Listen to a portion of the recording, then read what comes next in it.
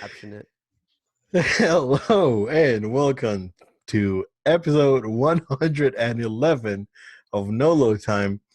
I forgot how to speak in English, Obed Velez, and with me is the mutant known as Professor Y, Mr. Jolia. Professor Y, Joel Young. Yes, I like that one, Obed. Guys, it's good to be with you again. Episode 111, sir. I was, running through all the stories here. We've got so much to talk about. I don't want to spend too much time in my WhatsApp area, but Obed, how are things going, man? Yeah, me neither. I'm a little bit under the weather, sir. So not feeling 100% operational right now. Um, more like a more like a PSN sort of feeling right now, where it's never 100% operational. So I'm kind of feeling like that. But yeah, we're man, October's gone. This is the last podcast of October, just right before Halloween. And many of you guys were going to be listening to this on either Halloween or the next day. So um, yeah, man. It's Christmas is almost upon us, sir. I am very, very excited for the Rise of Skywalker, but also very excited for more Star Wars stuff, and we'll cover that in a second. But not much, man. I haven't done anything of note. Like I mentioned last week, I didn't get to do a lot last week, and I was busy with personal stuff. So, Yeah. not really what's up, man. Still very busy. So, Yeah, for sure. I completely understand that. Been busy for myself as well. We are getting now into this fall time of the year, and we've got Thanksgiving and Christmas coming up, and busy things, personal, work and those sort of things, right? But with all that stuff, I do still try and keep up with watching my shows and whatnot, and I found this new show that came out this it's been talked about a bit, but I didn't see it promoted as much until like right before the show came out. But it's called Treadstone, and it's based off of the Jason Bourne series and the books. I went ahead and gave that a try, and I was pleasantly surprised with it. It's very well paced. It's very consistent. It doesn't you don't have to need to watch any other Jason Bourne stuff to keep up with the show. It stands on its own, but yet it's very familiar in the Jason Bourne world. And I was really pleased with this new show. This is that time of the year you start getting all these different fall TV, right? See what sticks, see what gets renewed, see what's around. I'll see how this goes. I've only 2 episodes in. There's a third episode that came out last night, so I'll probably check that out too. Still watching Star Wars Resistance. It's very child friendly, very it family is. friendly It show, is. Yeah. but it's Star Wars, so I have to we, watch we it. never mentioned it, but I've watched a couple episodes here, Yeah, and there, because every once in a while, sure. I would go on Disney Channel. I put Disney Channel on for my daughter, and it would be playing. So I watched a couple episodes, and it's fine. It's not great. I think it's from all the like the Star Wars like overall thing. It's Yeah, it's probably the weakest one because it's not like it's like you said. It's very kid friendly. I know kids probably love it absolutely. because it's very friendly. But yeah, I mean, if you're really into this thing, you're looking forward to the new season of Clone Wars and Absolutely. Rebels, which already is done. But yeah, yeah, man, yeah. Yeah, I completely agree with you, and I'm glad you've been able to check it out too. But like I said, it's Star Wars, so it doesn't matter if it's little stick figure animation. I probably would still check it out, and it's they're very very very interested to see how it ends, and the fact that it's literally right around between the Force Awakens and Last Jedi with the timeline. I don't suspect necessarily that it will cross directly into any of the movies further, as in Rise of Skywalker. But it's Star Wars. You keep your eyes on it. You never know. There's fun teases here and there. Kylo Ren's supposed to show up at some point in the series, so I'm looking out for that. But Cool. yeah, aside from that, dude, really just keeping busy. Keeping busy, keeping active, keeping going, and I'm sure I'll have some more updates for you guys next week. Cool. Joel, let's go ahead and jump into our topics for the week, and just following the tradition of Star Wars. we can probably just go into that. So, big news this week, two of them actually. And the first one being that the Star Wars trilogy or new trilogy that was being developed by Game of Thrones writers David Benioff and D.B. Wise is no more. So that has been canceled. Um, everything points at internal struggle and sort of like conflict of interest and them not able to go 100% behind the project with them, having another big Netflix project that they're working on. So that is no more. So I guess whether you man babies like it or not, you're stuck with a Ryan Johnson trilogy for the foreseeable future as the next Star Wars movies. But Joel, what do you think about this, man? Yeah, dude. Good point there about the Ryan Johnson thing because last we heard it's still a thing. It just Yeah, was just that's no still no on. timeline, but it's Yep. still happening. So Well, I and yeah, now I'm assuming that thing's gonna get pushed forward. So exactly. I agree with you there, Obed. And my initial reaction before I had heard this update from both the Hollywood Reporter and Variety, and you shared this information with me, Obed. Before I had heard all of that, my initial feelings was this is very much a PR statement here of we're busy and we can't commit to giving our best, and so it's best to remove ourselves. And it's like, well, it probably was like creative differences is what I thought. But most people would assume that when they hear somebody leaves, like, oh, they just didn't like working on this, that's why they left. And that's not necessarily the case from what we're hearing here. I mean, you've got two very reliable, I would say credible sources between the Hollywood Reporter and Variety, two separate outlets both saying the exact same message, suggesting that look, these guys they have their Netflix projects, TV projects, and Kathleen Kennedy was concerned that their eyes were and their hands were in too many different things at one time, trying to do this at Star Wars.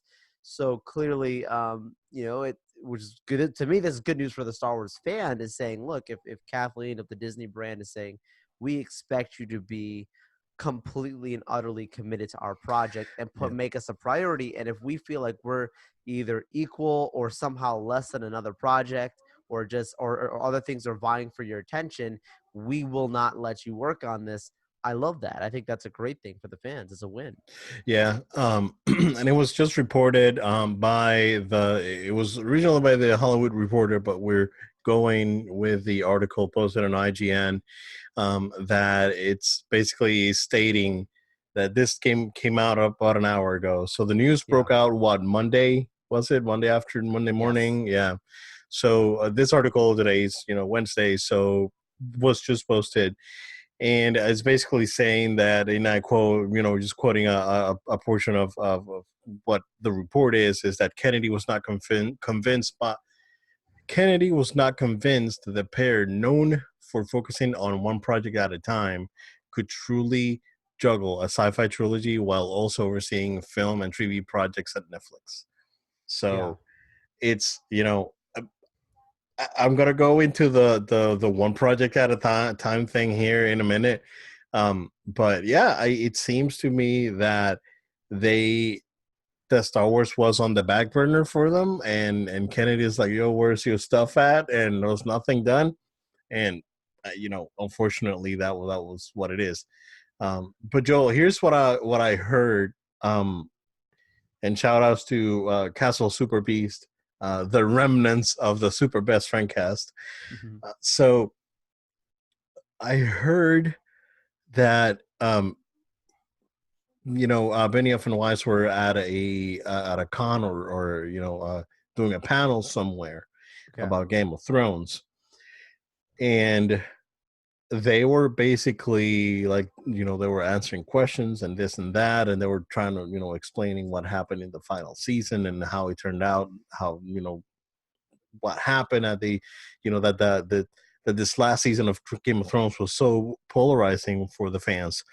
So basically they went off as saying, I was like, oh, I mean, you got to keep in mind that we were adapting the books that were already written up until that point. Yeah. Nothing else was written, so we had to come up with our stuff basically. And it turned out that their stuff sucked, and you know, so that's one side of it, right? Um, and they were talking about how they were uh, giving the actors a lot of the input. It's like, oh, I think this character should be like this, but what do you think, Jason Momoa? And Jason Momoa will put his spin on Khal Drogo, and that that sort of thing. So they were basically like giving the actors, it's like, you bring this character to life, sort of thing, and we'll just adapt the books and then come up with a final season, which turned out to be like I said, very polarizing. I don't think necessarily polarizing, but most of the Game of Thrones fandom ended up hating that the endings more specifically. So yeah, man. I mean, like when I heard about this, it's like, oh crap! I'm kind of like relieved now that they're not involved, because this project could have been all over the freaking place, man. Yeah, I mean, I think unfortunately anybody that didn't like Game of Thrones or didn't like the ending, which was many people, they looked for reasons of why it didn't work or why it didn't work for them, and this makes sense as one of those reasons. So I could see where this is coming from, but at the end of the day, it's Game of Thrones. People are mad if the if the guy who's serving the cupbearer dies. They're just they're like outraged the next day from an episode, because they want that cupbearer to make it to the next season or something, right? Like it was, people were angry about everything. Star Wars fans are no less any different, and that's what I think more so about when you think about from even a creative standpoint. Had they had their hands on this thing here, Star Wars is, let's just face it, Star Wars fans are some of the most sensitive people you will ever meet on the planet. I was gonna And so say, yeah, go ahead, go ahead. so if you have these sensitive people, I mean, you think Game of Thrones fans are sensitive. Oh Like, boy. listen, I'm going in. I was gonna say, what if the fans just scare them away? It's like, dude, what if they don't like it and we get like, mobbed? Yeah, So, like Disney is like maybe saying, look, we need you to like really make sure this works. And if you're just like, like yeah, we yeah, can't afford to have a Game of Thrones response. We need this to work very well. I And I'm agree. sure that they had a great idea for whatever they were working on for their project, for Disney to even publicize that they were going to have them initially to working on the project. But I'm gonna speculate a little bit here, Obed. Like before all this came out about the whole, and even right now, I'm not entirely sure that this is 100% the reason, the whole having their hands in too many projects. I could see that being the most publicized, thing about out there. I believe Disney, that they have a strong hand in the media and influence and what they decide to leak and how they decide to control the narrative of their brand as a whole, which is why you people view Disney the way they view Disney in general, right? I'm not saying Disney's a bad company by any means, but I'm saying I believe that they really are their communication teams knows what they're doing, right? Yeah, yeah, So even when I read this, I'm not so sure this is the main thing that everyone needs to buy into. I'll say even further. I think when we have the information of Kevin Feige stepping into a position with a project, or a project all of a sudden that he's just working on, that he pitched and he's working on, I think there's maybe more of a connection from that to then what's going on here with these guys being kind of walking away from the project, or maybe being pushed off the project, depending on your perspective. Like I think the whatever Kevin is working on, or whatever Kevin pitched, or whatever Kevin's going for, he's going for that Infinity Gauntlet. It's got to be so compelling that Disney's, I believe, is putting that 100% focus. They're really going to commit to that project, maybe even more so than the Ryan Johnson. I think the Ryan Johnson thing, like they might try and spin those wheels a little faster too. But it's very well possible that this Kevin Feige thing is a thing that gets push quickly, because again, you want to keep your fans happy, you want to keep them really not divisive. It's Star Wars, people will always have their opinions, but how can we try and bring this togetherness, right, for the brand? yeah, yeah. It's they were in for a rough time, because Absolutely. again, they wrote, quote unquote, wrote Game of Thrones, basically adapting the books, and wrote the final season. And that was their first like big break, big job that they had. I just don't know if they were ready. We'll see when this Netflix project comes out. We'll see reception on it, True. and that would be very telling of if we dodged the bullet or not. So, um, you know, but at the end of the day, as I've mentioned before, there's already Star Wars fatigue. It's kind of like going down now because we've had a while since Solo and all this stuff.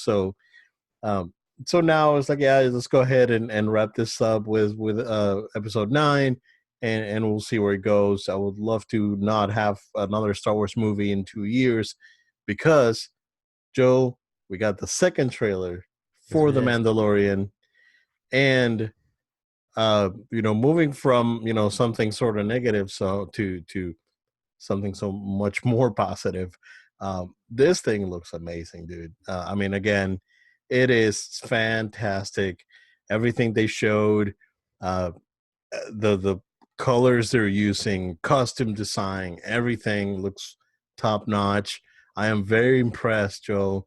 So yeah, man, what do you think? I I have no reasons to believe that this is going to be a bad series by any stretch of the Oh yeah, imagination. absolutely not. I mean, I am the person that I try and even in my optimism, I try not to get myself too hyped unless it's like something that like I've seen something from this kind of product before, right? And this is the first time that Star Wars has stepped into this realm of media, right? The television screen, outside of like their animated series, the live action television. So yeah, as literally as I'm watching the trailer, it's so good. It's so amazing. Everything that we're seeing. I literally like in the middle of it stop and mentally check out for a moment, and I'm like, what if this is really bad? Like, there's no way that I'm telling myself there's no way this can be that bad because I'm like I the people know. involved, how good the trailers have been. So I would be very disappointed if it's really bad because this looks so strong, so good Yeah. visually. Obed. I mean, we've talked about many times before about the budget, but then when you actually see the actual product in front of us, and we're seeing on my computer screen, this trailer for the Mandalorian, and I'm going, my goodness, like these space battles, the effects here look like something that I would have seen in a movie. Looks better than some movies I've actually seen. That's incredible. Yeah, yeah, definitely. Like there's it's crazy because there's definitely CG and whatnot in the trailer, Yeah, but it's pretty seamless. It's very well done. Of course, John Favreau's in charge of this series. John Favreau, having directed The Jungle Book and The Lion King, knowing a thing or two about CG, absolutely. things are gonna look pretty good. It's funny because I watched this trailer and then I stumbled upon a trailer or a clip from Supergirl featuring the Martian Manhunter or whatever, and that looked like a PS2 like it was like a it was like a you know a cinematic from like Summoner or some like Oh, released PS2 title. Oba is literally lost for words for how Uh, bad it is. dude, He's like, like I how said, I'm bad not can a I hundred. say this is? Yeah, I'm not 100% operational, dude. So my English is like my Spanish is taking over. So it's like That's great. my brain's like not 100%. So damn, dude. But but yeah, yeah. It was like it looked like like a cutscene. A cutscene. That's the word I was looking There it for. is. From Summoner or an Oh early yeah, PS2 yeah. title. Is ridiculous. And then yeah, I mean this thing's well shot. It looks fantastic. Battle droids, dude. There's battle droids. I want to see. So hopefully, because we have a theory about battle droids, Joel. We're We not going to do. talk about it here, but we got a theory about battle droids. Um, and I'm wondering if they're gonna say anything about battle droids, because of course we'll probably get what 4 episodes before Rise of Skywalker comes out. Right. So I'm curious to see if there's gonna be something about battle droids. I don't know. Also, guys, if you don't play it, highly recommend that you watch at least the Yeah, cinematics for Battlefront me 2, too. because they do tie into um, the rest of Skywalker in, I guess, a pretty significant way, and most more towards the end. And other than the ghost, Joel, on that ship sequence that we Yeah, saw in the ship. trailer, Yeah. there are many other ships. There's the Outrider from Shadows of the Empire Yep. from the novel. There's the Mandalorian ship is one of them. So there's many, and then the ship from I guess the Black Legion was it they called, or Oh on yeah. Battlefront. Yeah, so the ship from what of the Inferno Like Squad in or whatever. Battlefront too. Yeah, Battlefront 2 is there. So there's a lot of calls on that. That's like the Avengers again, like I mentioned, the Avengers assemble of ship uh uh you know basically ship battle sequences. But yeah, Joel, I mean, it looks fantastic. I have Absolutely. nothing to be afraid of when it comes to the Mandalorian. So I'm very confident, and I want to watch it. I was like, Same. oh man, 2 weeks. It's like two weeks right now. I am hyped. Already bumped my Netflix down to the regular HD just to save myself a couple bucks. Cancel my Crunchyroll. I'm good. I'm good. I want Disney. I Oh, want yeah, Disney Plus day one. Mandalorian's the first show that I expect Oh, to turn on. I don't. There's oh nothing yeah. else on Disney, and there's a lot of things they've announced that are new. I'm not talking about Yep. even the old stuff. That's amazing, No, but yeah, the that's new the first stuff, thing I'm gonna watch. Yeah, for sure, for absolutely. sure. Yeah, it looks really good. So yeah, man. Uh, good stuff. I mean, I think Star Wars is in a good place right now. Because that trailer reception for that trailer was very positive, and for both trailers, I mean, Yeah, for the episode 9 and the Mandalorian, they were both very positive. So, yeah, man, I'm hoping um, that fans just let go of this mentality. I get it, right? But at the end of the day, these things are meant to be entertaining, and it looks like we're gonna go back to something that everyone can appreciate. Yeah, I don't want to sound uh elitist or anything, but I think The Last Jedi is a fantastic movie. If you don't same. get it, I'm sorry, but at the end of the day, I wasn't bored. I wasn't, I wasn't necessarily like happy, because that's not the vibe the movie gives you. But again, it makes you think about it steers something within you, Yes. and Yeah. that's the important part. So, um, And one last thing to get the fanboys hyped. Just think about this, guys. If the Mandalorian looks this good, how good is that Obi-Wan series gonna be when that whew, comes? I Just am, let that sit in for a moment. bro. I'm so glad that Jürgen McGregor over the weekend said that was supposed to be a movie, Yeah, and then they decided to go into the TV route. It was like, what, I would rather take the 6 hour TV mini I'll take it. series than the 2 hour movie, for sure. I mean, I would love to see it in a movie format. Like, I think the Star Wars shows, right? I know that they're gonna come out on Blu-ray. I don't buy TV shows on Blu-ray. Those may be shows Yeah, that I yeah, actually buy. So it looks that good. Like the Obi-Wan stuff, I'll probably like buy for sure. And if he has like a movie mode, you can just watch the whole thing. I'll do it. Take my money. So yeah, man. Moving along, Joe. We uh have some Xbox news for once, and it is that Xbox All Access has a new program where if you own uh, an Xbox One X, you will be able to use that Xbox and trade it in directly through Microsoft for the yet unnamed Project Scarlet console. very interesting. They're and again, this is a trading program, but it is not traded in, pay the remainder, and go home. Yeah. This is more of your iPhone's old, trading your iPhone and pay, a difference plus service for the next 2 years, sort of thing. I believe 18 months, if I'm not wrong, Joel. Yep, 18 months of installments. And yeah, I mean, it could be anywhere from $20 to I think $31, if I'm not wrong. Yeah. So yeah, it looks sounds interesting.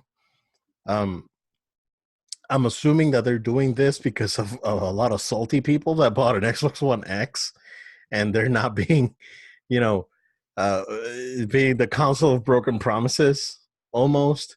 Not when it comes to hardware. Again, I've said it before. When it It's comes to solid. hardware, yeah, it's solid. It is what they say it is. It is the most powerful console out there right now. So, but at the end of the day, if you don't have the content to back up your console, this is the things that will happen. So, it's very interesting. I'm curious to see what numbers are for Game Pass, because I heard that Gears 5 didn't sell particularly well, and the day was available day one on Game Pass. So I'm curious to see how many people on Game Pass actually played Gears 5, Yeah. compared to the amount of people that actually purchased the game. But yeah, man, I mean, it's hitting up. What do you think? Yeah, my thoughts are I think to your point, it's definitely trying to keep the fans happy from an upgrade standpoint because anytime you have people who have just purchased what's considered current gen and you also are in the phase of announcing your next gen console, people become apprehensive. Do I wait for the new console? Do I buy the current console or the console that I have in front of me right now? um, how good is this going to be by the time the new console comes? Or is how much of a crossover between the two, right? From a content standpoint, this is supposed to be a solution being presented to those fans. And you know PlayStation doesn't have to worry about this because look, PS4 has been the same thing. Yes, it's PS4 Pro, but it's been the same console, the same games, across the board for these consoles. It's not like they've done something really new with their hardware until, of course, we get soon PlayStation 5 as their next gen. For Xbox, that's not been the case, right? You have 360, and you get your Xbox One. Okay, Xbox One. In theory, Xbox One was supposed to be in the same line as PS4. Then you get the Xbox One S and the Xbox One X, and these are all happening within the same time frame as the PS4 stays there, doesn't have anything new come out until, of course, Pro, from a next Pro, but not next generation.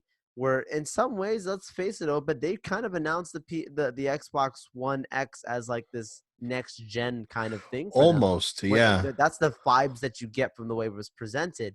Yep. So from a timeline standpoint, like we've joked about, like how mad are these guys going to be when they find out next year they're getting another console? Like this is a way of creating a solution, or not having that, not having as much of a sting from those kind of jab from other people saying, well, look, I mean, that's a real problem right there, that they're trying to create a solution. And I give them credit for that. I think that this is the right move for them. I think it makes sense. It's not for me, but it's like, to your Yeah. point, it's interesting, right?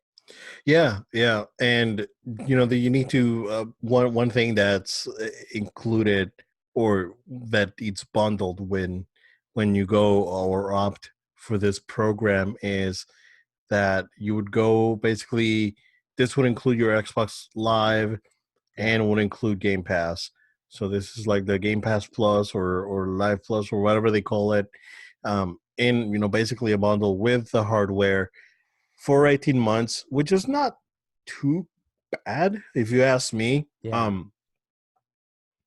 I believe those installments come to around, 500 each dollars, if I'm not wrong.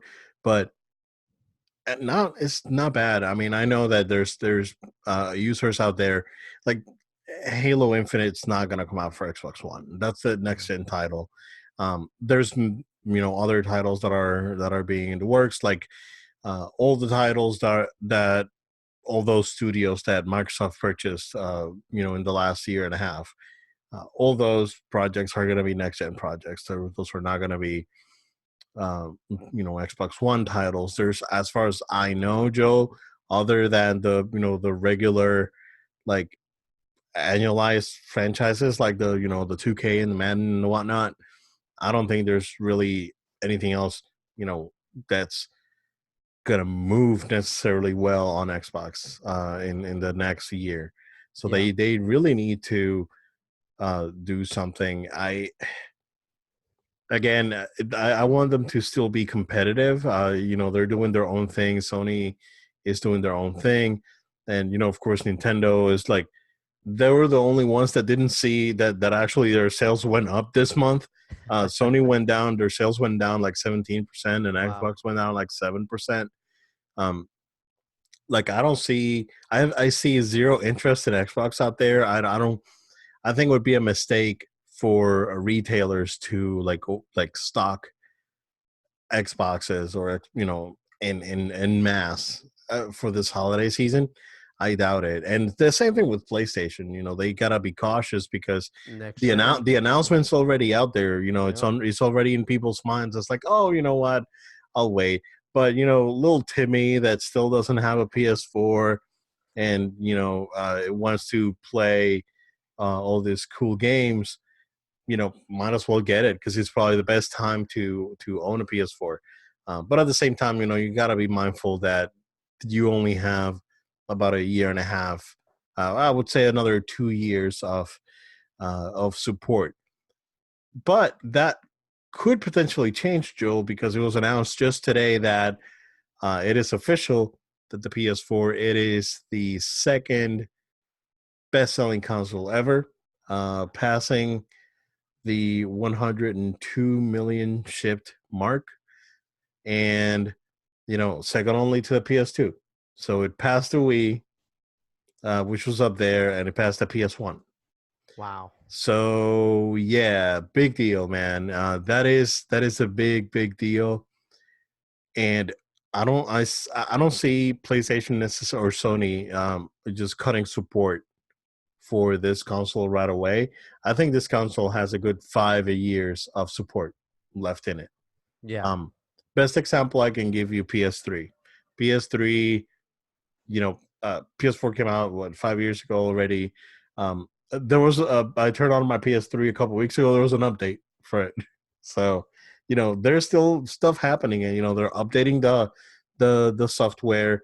Of course, there's no more games on it, and Right. the PS Plus doesn't give you any more offerings, but most of those services are up, most of the games are up, and it still works okay. So um, I can see them. Uh, if the console comes out next year, 2020, I'd see them supporting eh, PS4 until 2025 in one way or another, being updates and ports. You will probably get new games up until like 2022. Of course, we're probably gonna get like Just Dance until like 2030 uh, on this console, considering that the Wii got Just Dance. Uh, so, Brand new. but yeah, for this year, so it's insane. Uh, uh, you know, Great job. Sony nailed that takeoff when this console got announced. Um, they nailed it, and that shows how important it is to keep fans happy.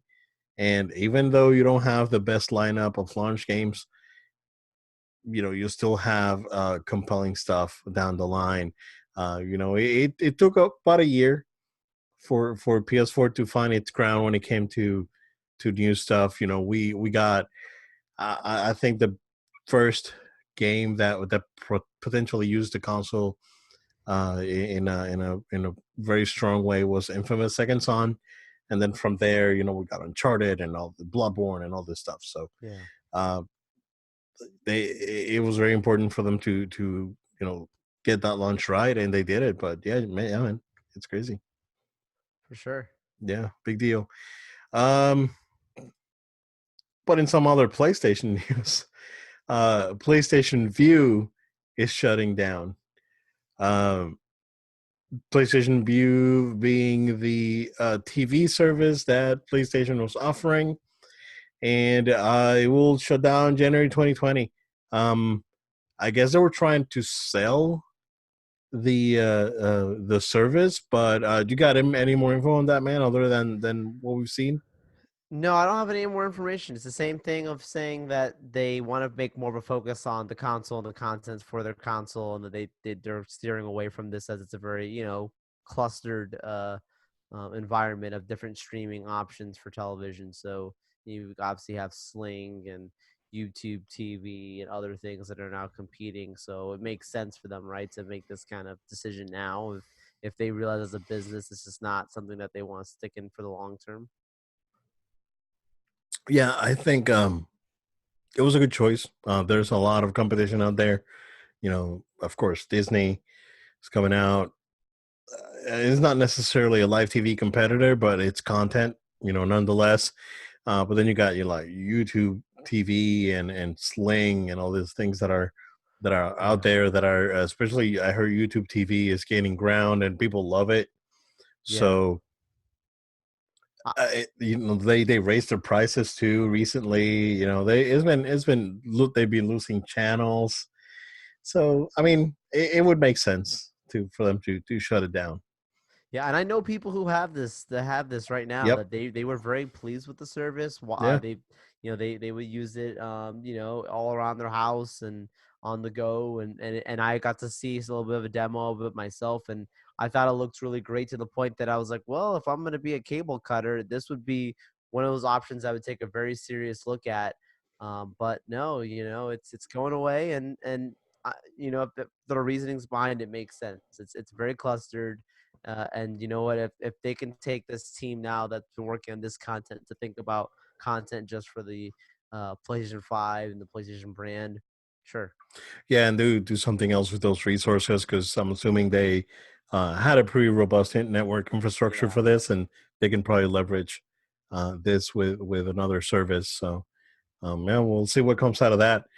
Joe, let's go ahead and take a quick break. We will be right back. We are back with more PlayStation news.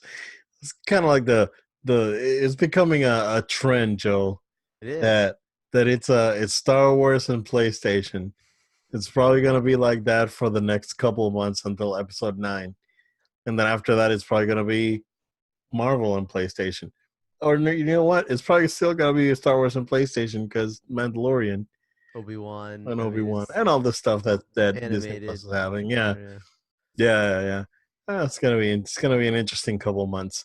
But yeah, going back to PlayStation news, Joe, Sony has trademarked not only PS6 but PS7, PS8, PS9, and PS10. So, so, so this is like the Star Wars of consoles. So, um, this is we're joking about it, but this is probably like uh common and not necessarily common, but they're saying it's like might as well just go ahead and trademark it. You know, makes sense. Avoid them from having a lot of like naming issues, right? They're confident in their product. Let's name it. People know that we're gonna number it. Let's go ahead and number it. Screw it. We don't need to call it Xbox Two or 720 or whatever the next Xbox or Infinite or whatever the next console is going to be called. So this is a move of confidence, and it just shows that they are basically just planning ahead. Not a big deal. Like people made fun of it, and they were talking about like, oh my god, PS5's not even out yet. And, so I mean, this is like you know standard operating procedure, if you ask me. So what do you Right, think? right. Yeah, this thing to your point, right? Like, get ahead of it now while while you're successful and you're having good forecasts for PS5. I'm sure early the data is showing them that they're looking to still have a success as a business, and so why not plan for a sustainable future? This is the way most businesses operate. If you're doing really well, you start looking at how can we sustain this now for a while. You wouldn't be doing this if your sales are really bad. You're doing this because Oh, we're doing fine. Let's just put this out there and make sure we're prepared for our future as well, regardless of where our position is when we get to that point. Yeah, I instantly, Obed, as you were saying, listing off each of the numbers here, PS6, PS7, PS8, PS9. I started thinking of the LeBron James moment. We're not gonna win just one, not just two, not just three, not just four, not just five. I just instantly started picturing that PlayStation's coming out right now. They're like, not just PS6, not just PS7, and the fans just going crazy. Oh my gosh. Yeah, yeah, it's one of those moments that it doesn't necessarily mean anything more than preparation for what can be. absolutely, absolutely. I don't see that this is, something necessarily silly or anything like that. It's just, part of the course.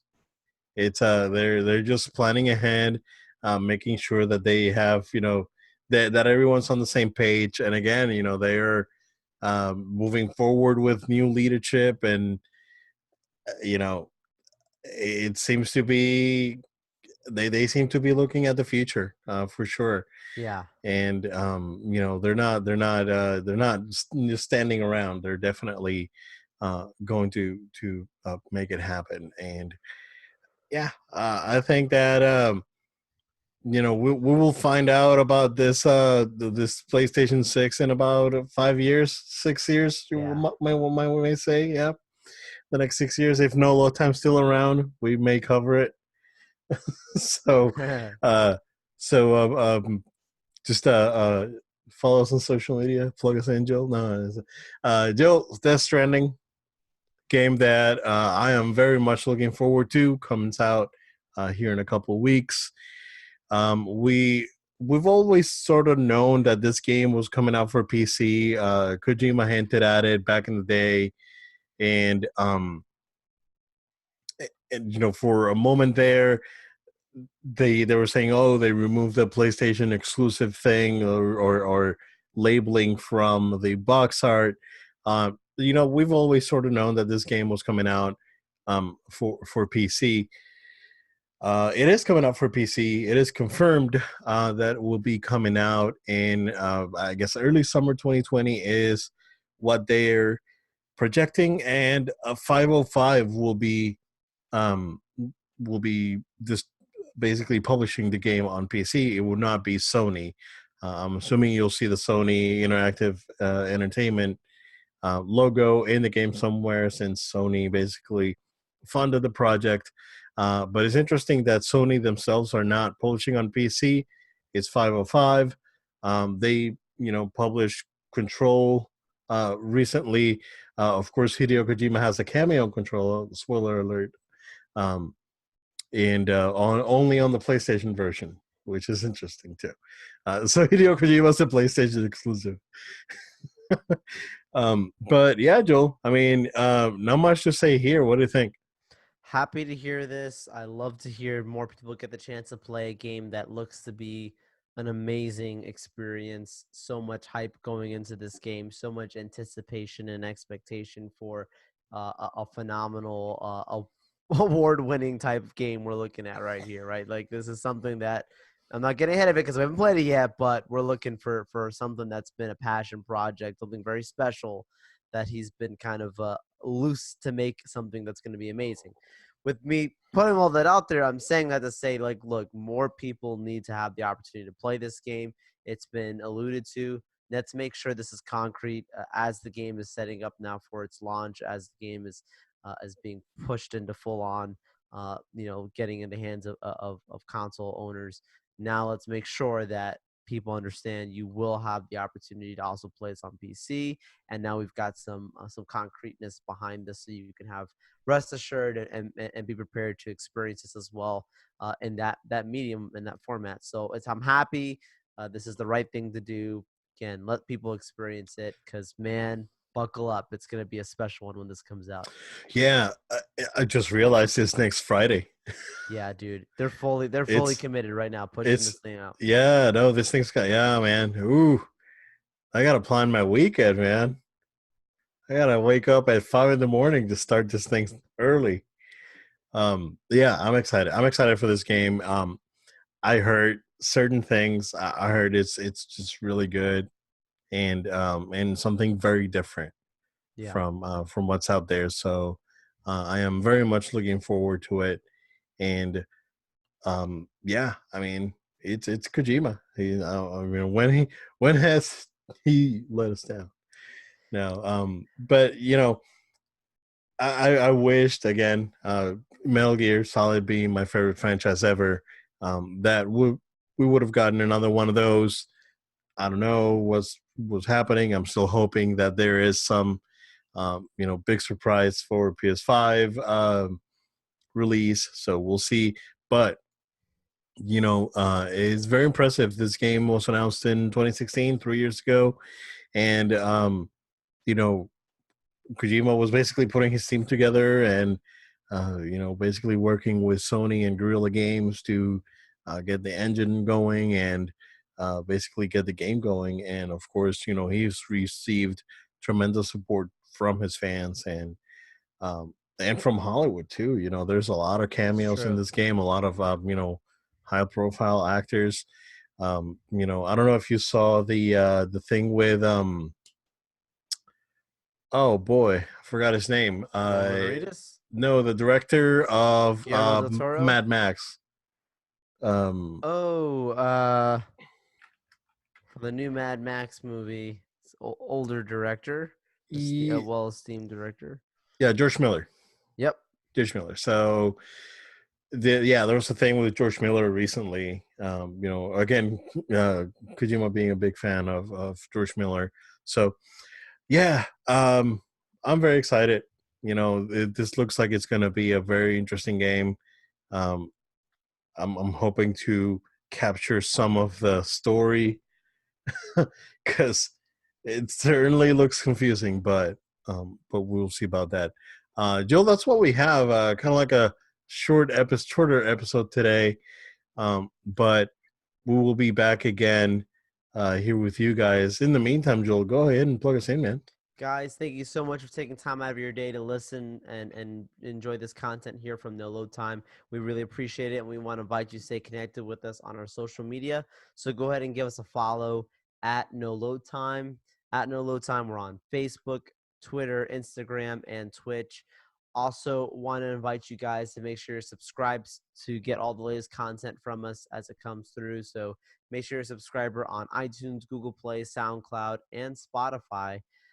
And we also want to invite you guys to send your feedback, questions, comments, things that we may be able to discuss here, some topics on our show. So feedback, we welcome it and appreciate it. So go ahead and send an email to noloadtime@gmail.com. That's noloadtime@gmail.com.